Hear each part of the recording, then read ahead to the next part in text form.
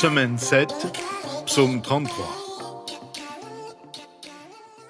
Bonjour et bienvenue à Dieu au quotidien, notre série d'études méditatives sur le livre des psaumes avec le pasteur Thomas Ladet.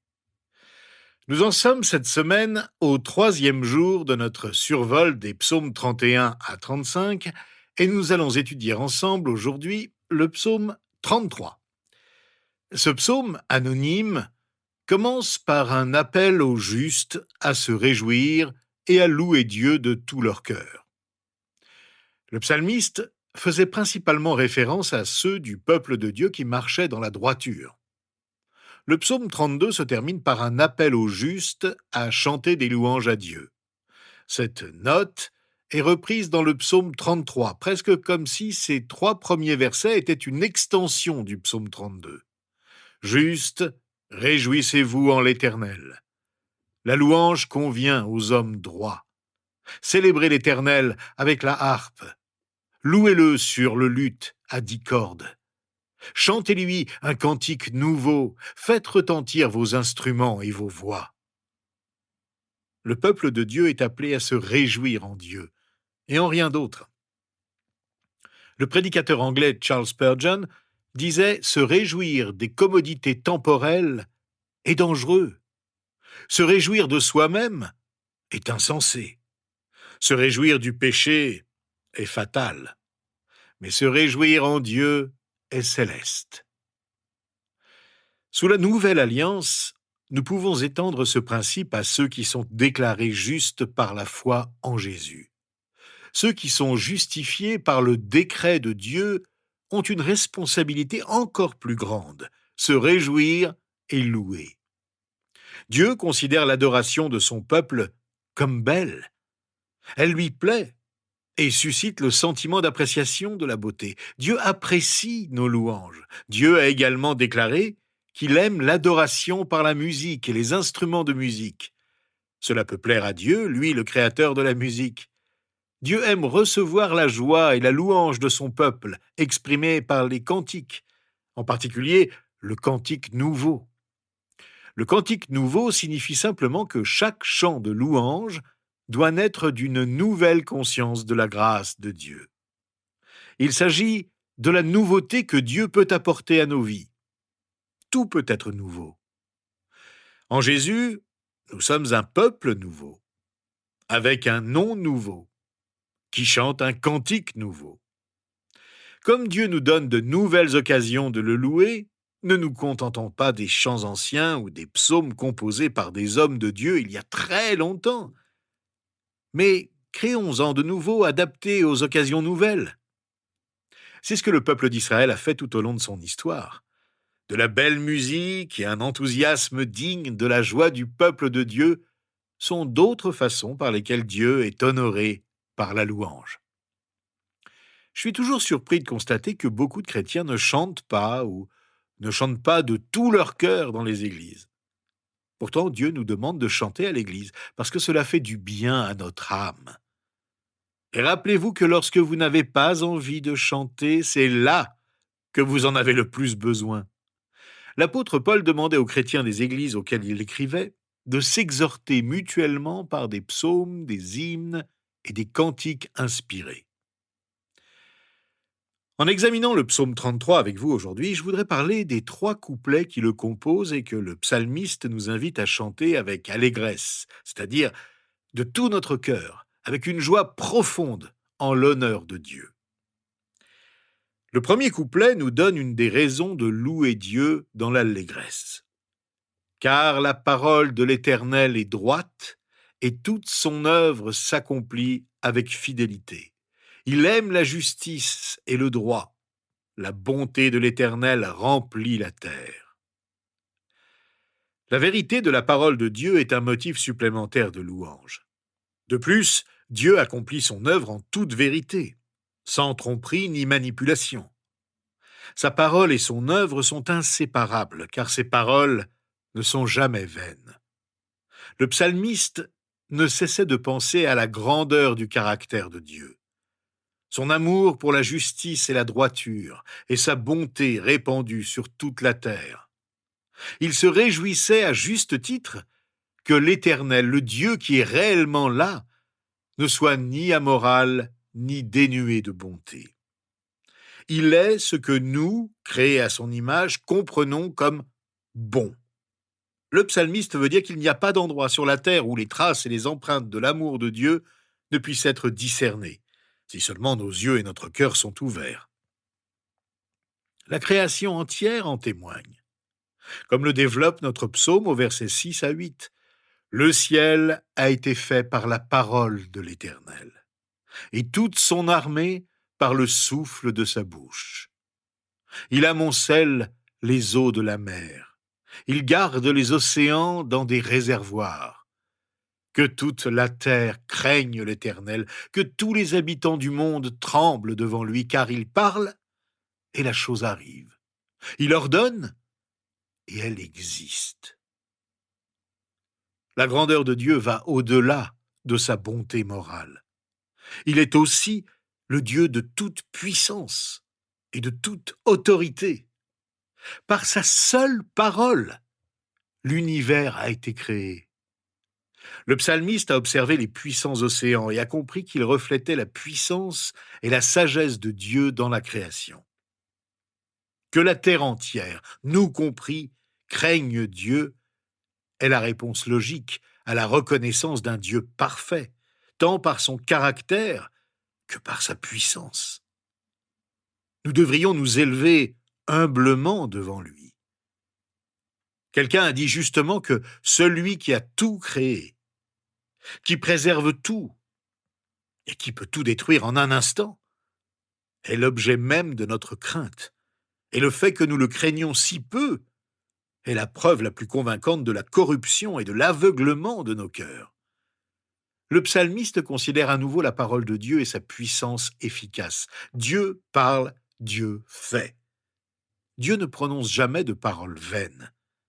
Elles sont pleines de puissance active pour assurer leur accomplissement. Au chapitre 7 de son évangile, Luc nous raconte l'histoire d'un centurion romain qui avait tellement confiance en Jésus qu'il crut. Car il a dit, et la chose a été faite. Jésus a loué la foi de ce centurion.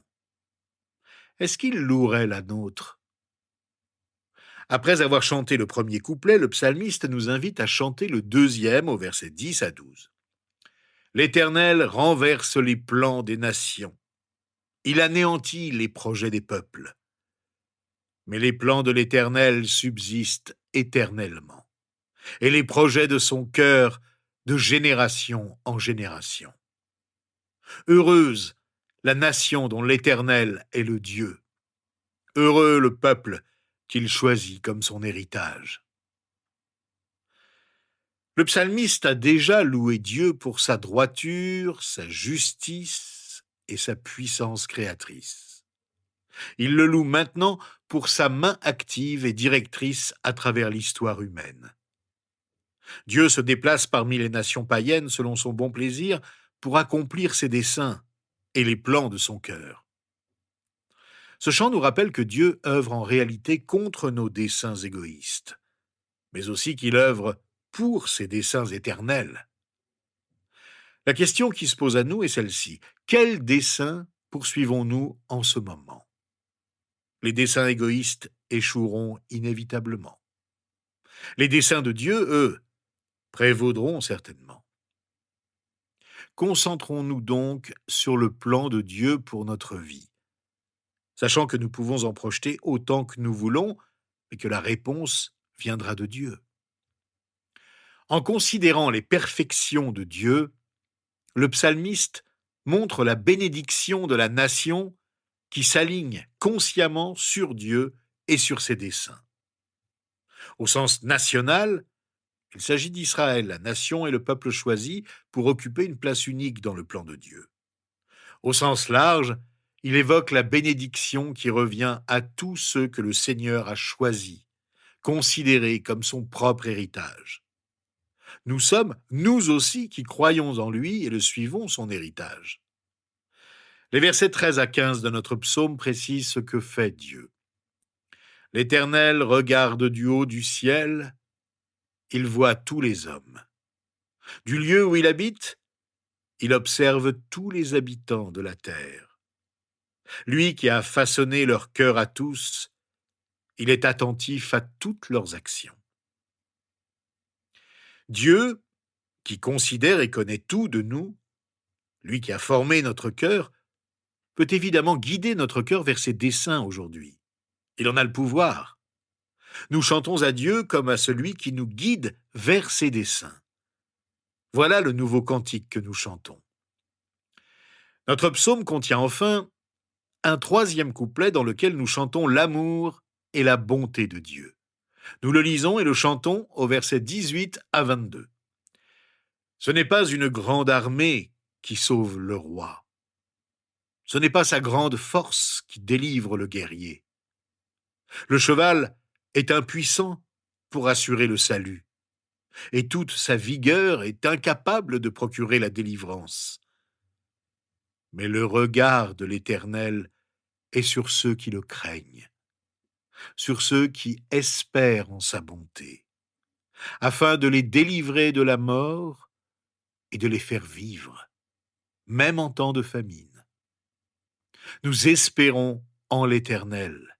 Notre secours et notre bouclier, c'est lui. Oui, c'est en lui que notre cœur se réjouit. C'est en son saint nom que nous avons confiance. Éternel, que ta grâce soit sur nous lorsque nous espérons en toi.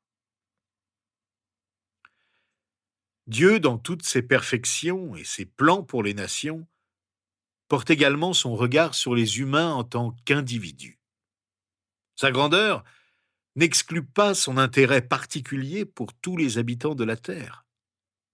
Dieu nous a créés un par un, chacun avec sa propre constitution physique, mentale et émotionnelle, y compris la tolérance de nos faiblesses et de nos penchants pécheurs. En tant que notre Créateur, il a un droit de regard sur toutes nos œuvres. En considérant la grandeur de Dieu et l'étendue de sa portée, le psalmiste a compris que l'effort humain à lui seul ne détermine pas les événements. L'œuvre et le plan de Dieu, au-delà de l'effort humain et parfois même à sa place, accomplissent son dessein. Les chevaux comptaient parmi les outils militaires les plus avancés à l'époque du psalmiste. Parce qu'il existe un Dieu céleste qui gouverne les affaires et le destin des hommes, même l'utilisation des ressources et des technologies les plus efficaces ne peut à elle seule en déterminer l'issue. Le psalmiste continue de penser à la fois à l'intervention de Dieu dans les événements qui bouleversent le monde et à son attention la plus infime envers chaque individu. Rappelons-nous que Jésus nous a dit que Dieu prend soin du plus petit des oiseaux, comme nous le rapporte Matthieu dans son évangile au chapitre 10. Il prendra donc certainement soin de ceux qui l'honorent, qui sont faits à son image. Ceux qui craignent vraiment le Seigneur trouvent leur espérance dans sa bonté, et non dans leur propre bonté ou justice. Après avoir loué Dieu et considéré sa grandeur sous de nombreux angles, il est approprié d'attendre simplement le Seigneur, c'est-à-dire sa direction, sa parole et sa délivrance, en le considérant comme notre aide et notre bouclier. Plutôt, le psalmiste a appelé le peuple de Dieu à se réjouir du caractère et de la puissance de Dieu. Maintenant, il nous appelle à louer Dieu pour notre expérience bénie de confiance en son saint nom. Célébrons-le maintenant avec la joie au cœur et la louange sur notre bouche. Et parlons-lui avec la plus grande sincérité. Notre nouveau cantique s'inscrit dans les choix que nous faisons au quotidien. Qu'est-ce que j'apprécie le plus en ce moment? Mes choix montrent-ils que j'apprécie vraiment Dieu? Célébrons-le avec une note de reconnaissance. Adressons-lui nos requêtes dans la reconnaissance, avec une grande confiance. Nous avons parlé d'un cantique nouveau, chanté sur une belle musique. Le grand compositeur Jean-Sébastien Bach a dit Toute musique ne devrait avoir d'autre but que la gloire de Dieu et le réconfort de l'âme. Il considérait donc la musique comme un magnifique moyen de louer Dieu. En fait, il commençait toutes ses compositions par J, Jesus Iuba, en latin, qui signifie Jésus, aide-moi. Et il les terminait par S-D-G, qui signifie Soli Deo Gratia, et qui veut dire à Dieu seul soit la louange. C'était un grand slogan de la Réforme protestante. Eh bien, ce n'est pas une mauvaise façon de commencer et de terminer quoi que ce soit, chaque jour, chaque année. Commençons notre journée en disant « Jésus, aide-moi » et terminons-la en proclamant « Quoi qu'il arrive, à Dieu seul soit la gloire, à Dieu seul soit la louange ». Je vous propose de terminer notre survol de ce psaume en priant ensemble les paroles du verset 22. Accorde-nous ta grâce, ô Éternel, car nous comptons sur toi. Nous espérons en toi, Seigneur. Nous te chantons ce cantique nouveau et te célébrons de tout notre cœur. Dans la détresse, tu es notre secours et notre bouclier. Ô notre Dieu saint, nous plaçons toute notre confiance en toi, parce que c'est en toi que nous trouvons la joie. À cause de l'œuvre que tu as accomplie en créant l'univers entier, à cause de l'œuvre que Jésus-Christ a accomplie pour que nous revenions à toi et vivions par la foi et dans la joie. Amen. Demain, nous étudierons ensemble le psaume 34, un hymne de délivrance du danger et d'instruction sur notre attitude envers Dieu.